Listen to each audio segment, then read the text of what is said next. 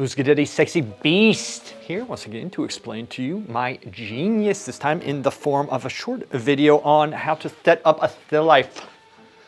Now I want to paint a skull and I'm going to put some leaves in it and some pumpkins, and I think that I want it in fact painted in candlelight. Before we go forward, just ignore this setup right here. It might look like wow, he knows what he's doing, but in fact, it was the exact opposite when I set it up about 10 years ago. It was in fact a disaster. I have not changed it since. Since that time, I've in fact cracked the code, if you will, on how to make a better still life setup. Again, overly complex. I will do a quicker video on that at another time. However, let's delve into this. Now, one of the things that I'm going to be working on is trying to create a sense of depth.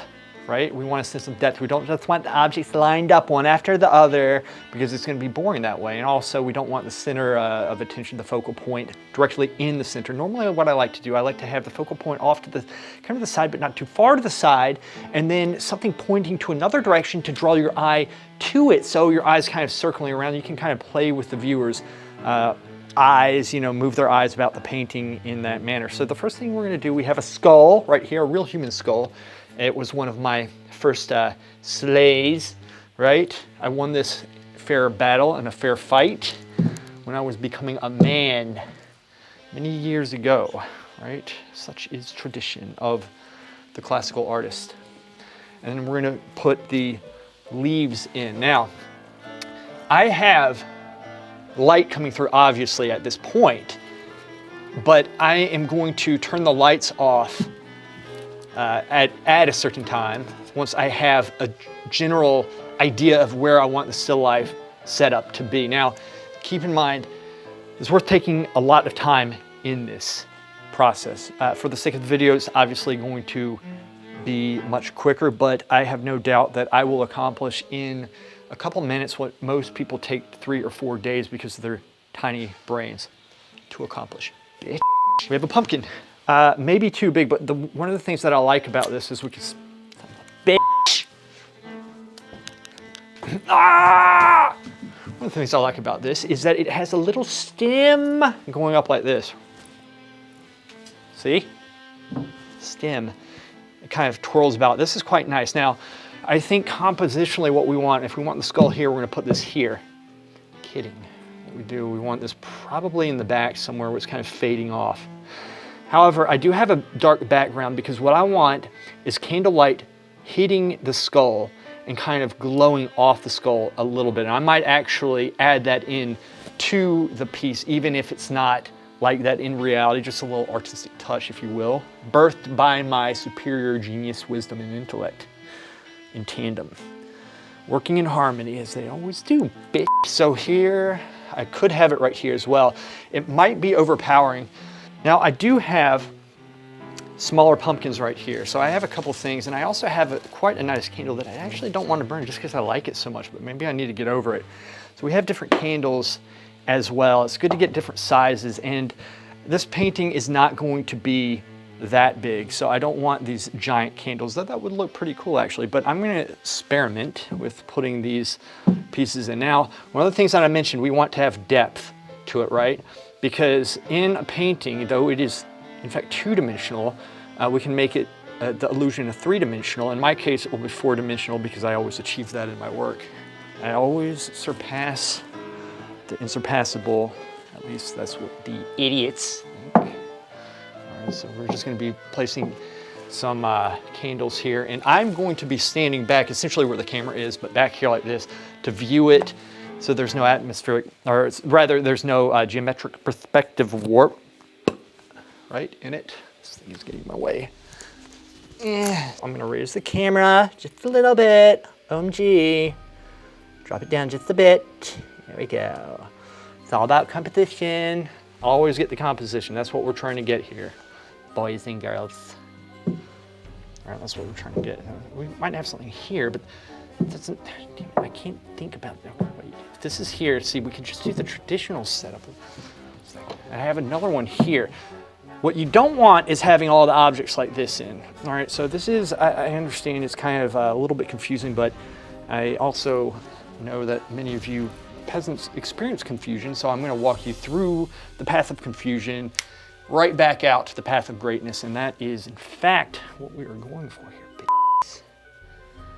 So I'm just gonna continuously move this stuff around. Okay, I think that I want a candle here. Okay, that in the back is not gonna work.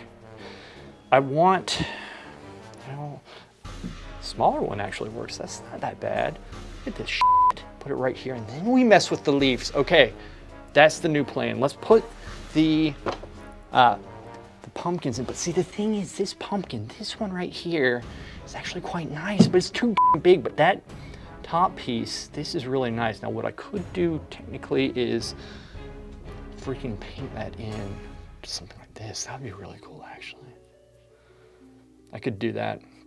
In fact, I might do that. I'm not sure if I will, because this size works better than this giant ass pumpkin bitch, right? Although it does not look that bad if I put it here and then put this here like this. But then we kind of have it flush, flat going this way. So maybe do something like this, and then they're kind of coming out some, right? Maybe. Or I have another pumpkin put here, but I didn't want it too complex. And that is just breaking everything else. So let's just actually using the camera to see what I'm doing, to look at what I'm doing right here. I like this kind of swooping around, coming towards us. We can play with this. That's cool too. I think I did one like that before. I don't know, we'll put something like that. And then, let me experiment how this looks if I bring this forward. I think it looks better if it's closer back, and then perhaps, so we're trying to create that sense of depth, right? Have an object closer up, perhaps, but I like them kind of balled up like this for some reason. I just do. There's still a sense of depth behind it, right? There's still a sense of depth. Turn that just a yay bit. Bring this out just a little bit. Maybe I just put one kind of back there. It's totally hidden, that's not gonna work. I mean, I could do something like this. Perhaps I use the candles. Just experiment with the candles. So this is the process, It does take some time to do, right? It does take some time to figure out exactly, you know, just what the hell you're doing with this stuff. But, ooh, I like that. Maybe I bring it out some, bring that in, and then let's have this here. That's not bad. Somewhere in there. 1, 2, light, 3. There's another thing that you want to go for is repetition of color. So we have the pumpkins, we have the leaves, and then we have the candle right here. And it's not all the same chroma, right? The chroma is not all the same. You want to have repetition of color going throughout the painting to unify the painting so it's not unbalanced, right? So this is a process that we first have to get the objects compositionally correct, and then we work also on the lighting, or we can do them in tandem, which is kind of what I'm doing right now. But I am, like I said, going to light the candles, probably burn this place down, because literally 99% of it is highly combustible by design. Self-defense mechanism. If the robbers are bringing me down, they're going down with me. This is absolutely a mess. Let's bring this out some. Let's bring this in some, just a little bit. I want a little bit of a space there. Let's put this like this. Let's bring this out just a little bit more. Okay, I don't mind that. Let's take this out and see how it looks now. And then let's bring this out some. And then let's bring this out just a little bit as well. Something like that. Let's see how that looks. It's looking okay. Let's put this back in and screw everything up. I like the big pumpkin, I just do. And I like actually how I put it there, kind of accidentally happened. What I like about it is that the stem is kind of going down, and it is kind of pointing down to here. I don't know exactly what to, where to put this piece. Maybe, well, that's kind of like the candles are here. This is here, maybe I put it up top. Ooh, yes! This is looking ridiculous. But for the sake of it, we're gonna try this. Son of a bitch. The leaves, these leaves don't look that great. Let me put them to the side so they're just not like cutting into it. Something like that. I don't know. Can I see that? I'm gonna have to play around with it. Son of a bitch!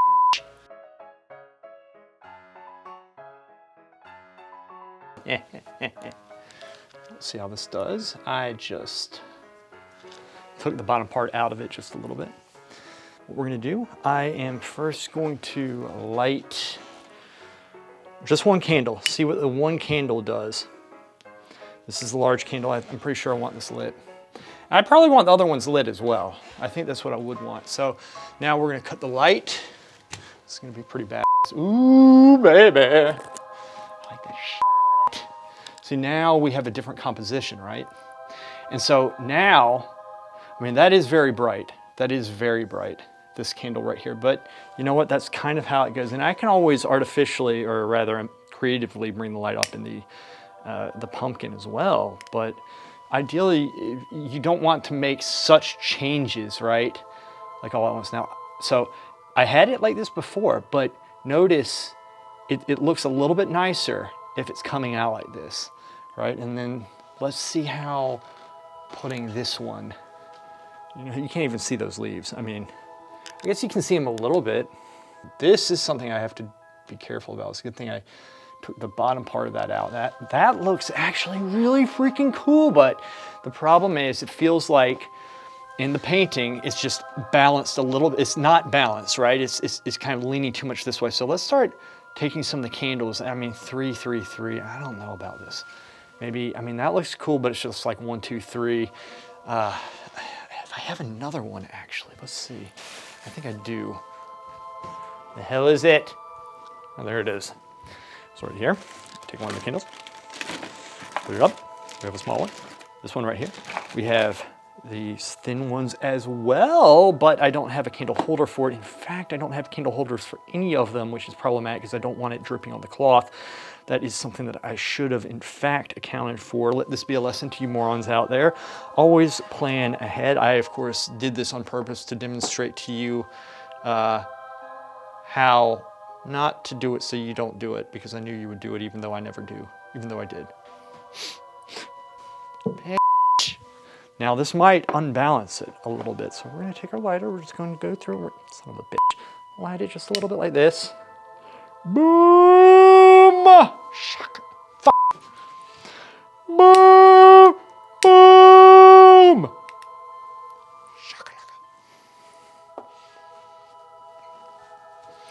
We're just gonna place this ever so slightly right here. Okay, so we're trying to just balance this out. Okay. Now this looks even worse. Let's do this. Let's bring this back over this way. Okay.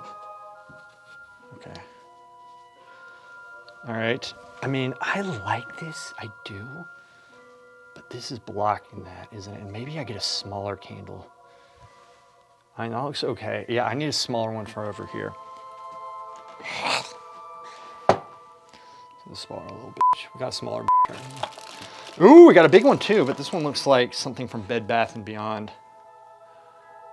Against animal testing. The only best candles is against animals, especially little kittens. Young ones, very young. Boom, shakalaka. Candle.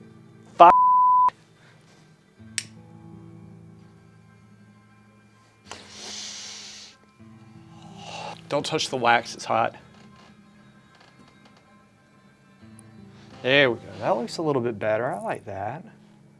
So what is nice is that there's not a lot of light coming in back here. This is looking like a little bit much for what I wanted. I can always simplify this back down. But this is looking quite nice. I might move this out some, just a little bit. Let's move this closer to it. Let's move this back. Actually, let's do this. Move this out like that.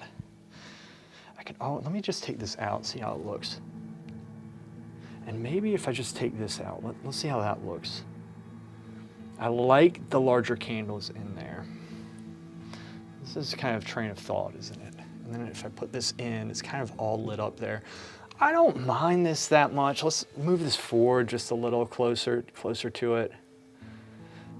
Let's take the one off the head. Let's see how that looks. Actually, the reason why I like that is because this part's kind of fading off into the background, whereas we have the face just, it's popping out more. This, I actually like it, and I think putting it on the head is a little bit much, and I got wax on it, but that's okay. That is okay.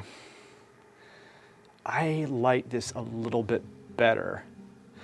What's interesting is this piece right here, how it kind of lights up, it glows. Now, one quick note, whatever we settle with this setup,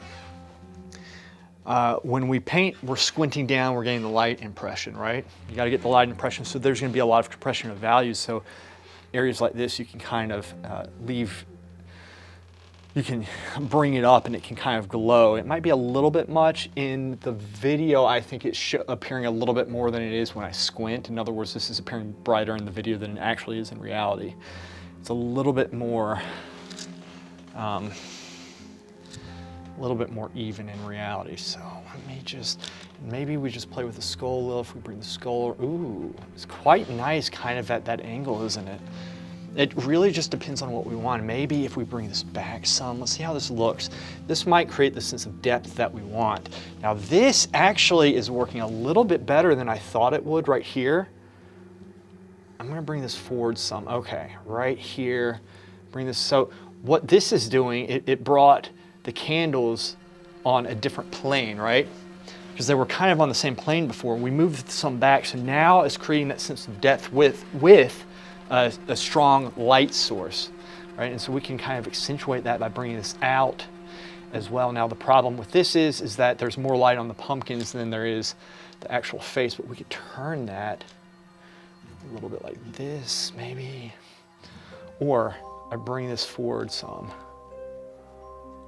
Ooh, it's quite nice. And let's bring this in some like that. Let's do this too. Let me bring this back.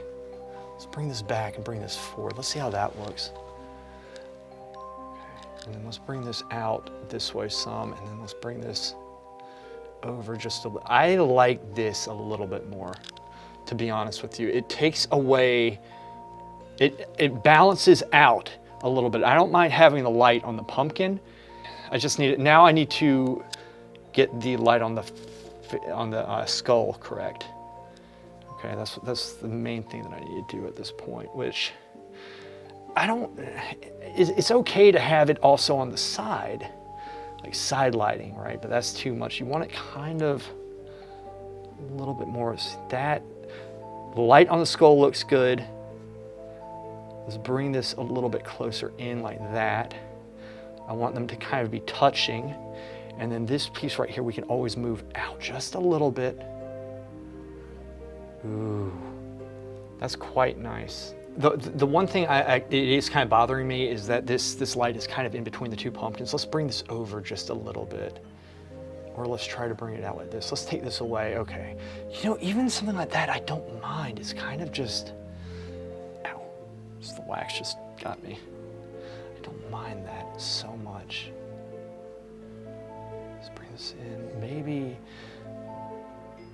I experiment with just taking this one out altogether. Let's see how that looks. This is a little bit more simple. It's kind of framed by the actual candles. So guys, again, this is something where sometimes it just takes a while to get this set up.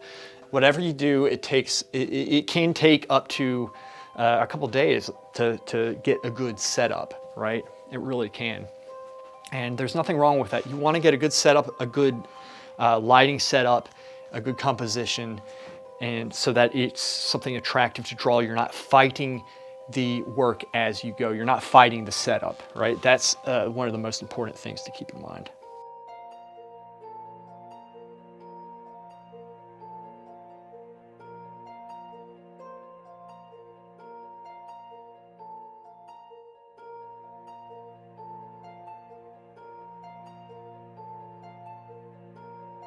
Peasants, here's what I got. Essentially, we have two pumpkins and a candle and 2 candles and 1 pumpkin right here. Hopefully that flame goes up a little bit more, but I wanted to put a pumpkin on this side right here as well. I experimented with putting it in the background. It didn't really work because it was too even, right? It was like 1 pumpkin right there. That bothered me, but I wanted to have one here, and if I put it behind the candle, it was too much in line with the candles, right? It was like a pumpkin, a candle, a candle. And straight lines like that are kind of boring. You want to have a little bit of variation. This candle is coming towards us a little bit more, and it's also illuminating this pumpkin right here and softly illuminating that pumpkin, which is larger, so it's balancing it. And I thought if I brought this pumpkin out here, it would be too dominating. It's also going slightly behind the skull, which is going to be lit up more than the pumpkins. And I understand that this pumpkin right here, at least to my eye, is almost the same value. In fact, this might be a little bit brighter, but I can still artistically bring that up a little bit more. Going back to this pumpkin right here, I like having it in front of this candle because all this light right here is just very beautiful light that is making this silhouette here look even more spectacular, because I can squint down. I can imply the marks of the pumpkin here, right? I don't need to detail it. It can go into shadow, but you know the pumpkin's there because especially the stem, which is kind of pointing in the direction in which the viewer is supposed to look. Similarly, I worked with this stem right here, which is, I'm not sure y'all can really see it, but it's kind of curving up. It's curving towards us, right? So it's pushing our eye this way out from the back. And I can still experiment with that. I might move that pumpkin back and forth. Sometimes I do make changes when I'm painting the still life, especially in the very beginning stage, just to make sure. There's some things that you can fix in the beginning. You can still move an object. You can change that in the painting. You might find it looks better compositionally that way. There's plenty of examples of painters repainting certain parts of the painting because they figure out the composition later on in the work. However, it is optimal to get it right in the very beginning. I did experiment with using these little chestnuts, I believe, at one point. Didn't really work, and I didn't want the still life to be overcrowded. A good still life does not need to have a ton of objects. You don't want it looking gaudy. There's a healthy balance, and so you put some objects in and then you take them out, but you want it simple but in depth. That's what we're going for, simple but in depth, right? At the very end, I moved the leaves in the back right here, from here to the back, right? They were on the side, I moved them to the back, and then from here, this leaf right here is a separate leaf of its own that I found, and just placed it in there compositionally. So then I took quite a bit of time putting these leaves in the position that I wanted them to. So going back to the beginning, we get the large, big shapes. It's just like in drawing, get the large, big shapes, and then as that composition works, as the large shapes get set into place, then we start working on the details, the small little things, right? In this case, it was the leaves, just putting the leaves in the proper positions. Overall, I think this is a very good still life. When this candle lights up some too, I think it'll be a little bit better. I can always fix that. And yeah, this is quite nice, and this camera position is pretty much in the position which I will be working. It's a little bit different, but yes, my peasants, this is the process in how I go about setting up a still life. And the final thing, again, take your time setting this stuff up. It took me probably about an hour or so from start to finish. However, I do recommend you spending at least 3 hours and coming back perhaps the next day to look at it to see if anything changes. Think about it overnight. The most important thing that you can do in your painting is to have a proper setup, right?